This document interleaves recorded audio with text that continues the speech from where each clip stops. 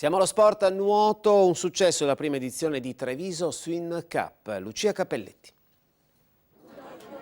Oltre 1100 atleti in gara, appartenenti a 57 società italiane, 4 rappresentative straniere arrivate da Austria, Francia, Sudafrica e Hong Kong.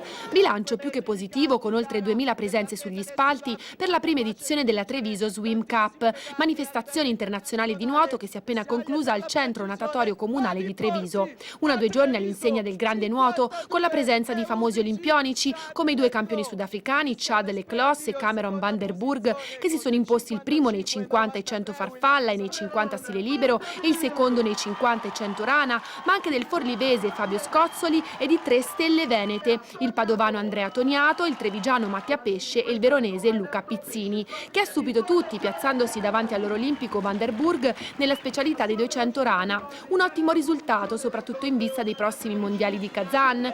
Più appannata invece l'azzurra Ilaria Bianchi, che si è aggiudicata ai 100 farfalla, ma con un tempo più alto delle attese. Tra le venete da segnalare i piazzamenti di Giorgia Biondani e Leire Casarin, prima e seconda nei 50 stile libero.